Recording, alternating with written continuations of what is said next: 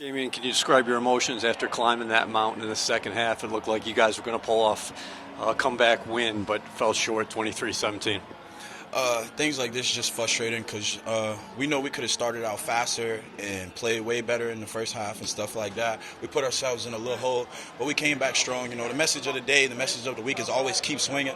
And so, same thing as last week, when you come up short like that, like, you know, it hurts because you know how hard you work during the week and how much you prepared. And we just took this long trip, so it's just like it's very tough though. But you know, thing is, we're gonna regroup and we're gonna get ready for next week.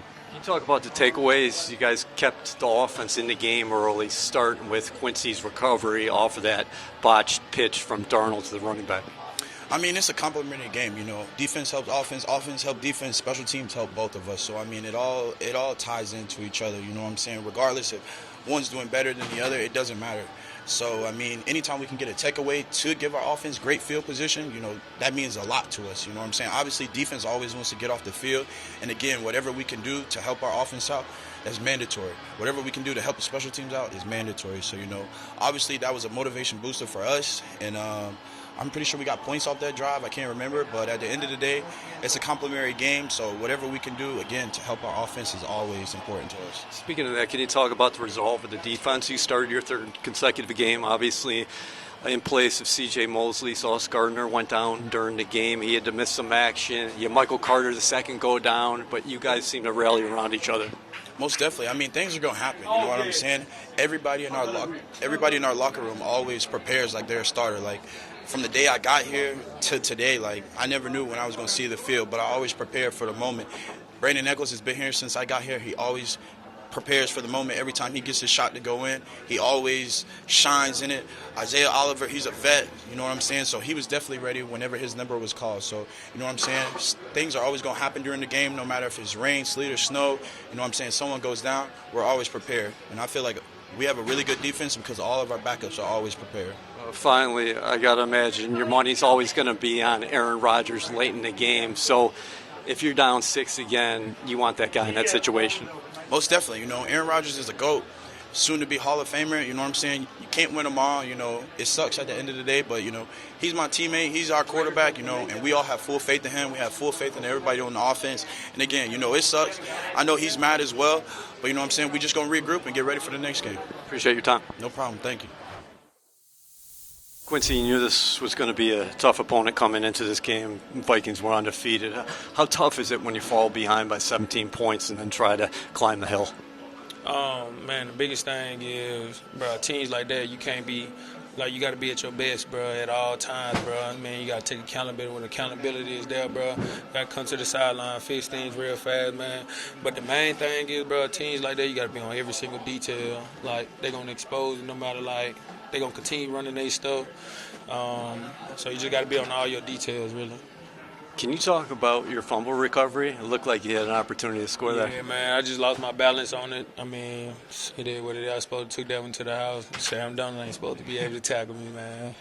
If I told you before the game that you would have given up 16 points to the Vikings defensively, would you have took it? Bro, we're a good defense, bro. We're going to continue to keep playing, bro. We're a good team, too, bro. So we're going to continue to keep playing, man. Go back to the drawing board, fix what we need to fix. But like I said, bro, a team like that, it ain't no margin for any, like, second thinking or something like that. You got to be on your detail. How big of a play was that at 2010? Eccles comes up with interception plus territory, and then Aaron takes you guys down the field, culminates that drive on the touchdown to Garrett Wilson. Anytime we get a chance to get our offense the ball, man, to get a chance to score, bro, it's a big thing. So, like, that's our mindset, for real. Can we talk about your resolve there defensively? Sherwood was starting a third consecutive game in place of Mosley. You guys lost Sauce for a couple of possessions there in the second half. Michael Carter the second went down, and you guys just kept on balling out there. Yeah, man, the defense is built, like, from the bottom all the way to the top. That's the main thing. And then during the week, we got guys who get their rest, but most of them get mental rest. And when they get in, we expect them to play like the ones that's in front of them. And, I mean, as you can see, they do that. Can you talk about the belief on the sideline when you got a future Hall of Famer and Rodgers having the ball there and you're down 6? I got to imagine that you're thinking, we're winning this game. Yeah, mindset is we always got this one, man. Like I said, our job is to get the offense the ball as many times as possible. Had, a couple of turnovers, so gave our offense. That's our job right there. So, how would you sum it up? Disappointed, but again, the belief is still there. It's one of them, man. It's one of them games where, like I said, it's kind of like a tough loss because it ain't like one of them teams. Like I said, them teams right there, man. You got to be on all your fundamentals, man. Like you got to be detailed in everything you do. Thanks, Quincy. Appreciate you. Braylon, how difficult is it for you guys offensively when you fall behind the 8 ball? I mean, of course, you never want to be in that position, but it's just about fighting and playing like to score 0-0 at all times, and I feel like that's what we did. Can you speak to the defense's effort to keep you guys in the game, especially early? Yeah, they played a great game, and a couple of things didn't go our way, and that happens. So it's just about playing complementary football. They were there for us, so at the end of the day, we gotta come through for them too, and special teams is the same. So I thought they played their absolute best. From your perspective, the third down and the fourth down in the first half, those third and short and fourth and short, were they just loading up the box on you there? It didn't seem like you had anywhere to go. Yeah, that's pretty much it exactly. So just do what you can, and don't go anywhere but forward. So that's what I try to do, and sometimes there's not much else you can do. In that fourth quarter, 20-10, how big of a moment could have that been? Eccles' interception. You guys came right down the field to score on the touchdown from Rodgers to Garrett there, and it's 2017. I felt like that was a pivotal part in the game for us, and the great drive, and just kind of shifted the momentum a little bit. And, that's like we said, the defense coming up big, and us having their back. We know when they do, so it was a great play by B. Can you speak to Garrett's effort out there today? He had 13 catches. I think that was the most by a Jets receiver since 1988 in a road game. Jeez, yeah, he played a great game, and I think we've all known that what Garrett is, how special he is. So I think that's something that we should try to do. Of course, I know we try to call plays for him and whatnot, and sometimes it don't go the way we want, but. It's about, in my opinion, as many times as somebody like that should touch the ball, so it was good to see.